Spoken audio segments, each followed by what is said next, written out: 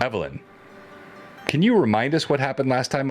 Well, last time we started off with everyone riding on their horses on the road, and we rolled a couple of days worth of travel, and then Taldar actually asked to camp so that he could make secret conspiratorial plans with Rizia to abandon everybody because they told us up. I mean, I'm not offended or anything or bitter about it whatsoever, whatever. But no. So yes, we made camp. And Rizia kind of went off to the side to prop up her injured ankle. Taldar actually went and joined her, and they whispered together for a bit about their time running short and them not thinking that they would be able to make it with the rest of the party in tow. So they were going to take third watch and then take off while everyone was asleep. And so, that was kind of discussed. And then Laura went over and cast Lesser Restoration on Rizia's ankle, and that actually helped significantly. And Rizia found her ankle feeling much better than regular healing had provided up to that point. During these conversations that had happened,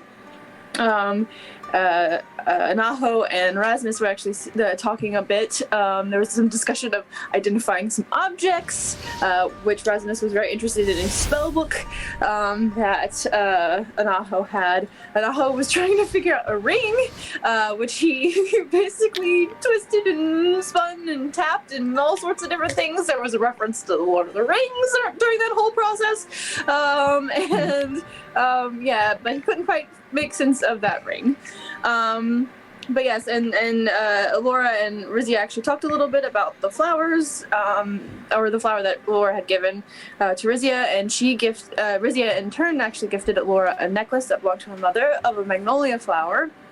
And then they talked a bit about trees, and Rizia asked Laura if she could track, which we learned at the end of the stream had to do with Laura actually hoping that Rizia hoping that Laura might be able to find her and Taldar after they had left. But yes, so once their conversation concluded, Laura went to sleep kind of immediately, and then Rasmus came over to talk to Rizia, who apparently was the most popular person in the party last time. There was a bit of more discussion, and Rizia actually he went to try to heal her again, and she actually said her ankle was feeling a little better. Laura helped. So they talked for a few moments and then came back to the fire where the white stone that Rizia had picked up many sessions earlier while they were still in the dungeon where they had been captured by Drax had tumbled down the stairs that she had collected from that. It actually started superheating basically and burned her, and she kind of threw it out of her pocket. And everyone was just debating whether or not it was something they should throw in the fire or not. When an illusion of the Fiend Sage appeared and was like, "Hey, you guys are currently working for Drax. He's trying to kill you. Slow line with me, and I won't kill you. In fact, I'll help you a whole bunch." All right, I very rarely interrupt Evelyn's incredible reconstructions. This was so good, but think of it less as an illusion. I think I tried to describe it this way, but perhaps I failed. It's an illusion. What's that? Sorry, go ahead, Evelyn. You said illusion. I double-checked. I did. I did say illusion, but I was thinking in my head, and if I didn't say it, it's my bad. It's an illusion that looks like the anachronism hologram.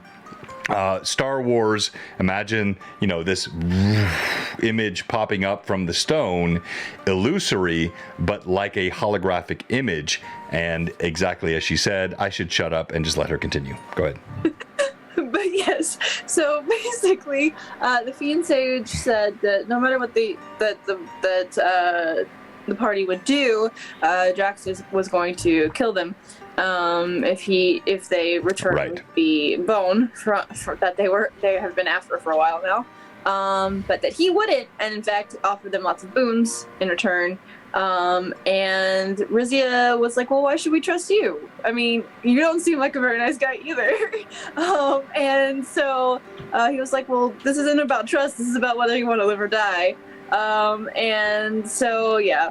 Did he say such a thing? He basically said, well, if you wanna side with me, you can go that way, and there'll be someone on the road. And if you go with that someone, I'll take that as you agreed to help, and it'll speed you along your way. And so then he disappeared. And then there was the discussion of then again throwing the rock in the fire, which it ended up not getting thrown in the fire. But watches were taken once everyone had, except for Taldar and Rizzi had fallen asleep. Taldar left a carving of a barbarian that he had done on his, where he was sleeping, or would have been sleeping. And he and Rizzi tried to sneak off. However, Laura caught sound of them trying to sneak off and was like, hey, what do you think you're doing? And they were like, oh, no, nothing, whatever.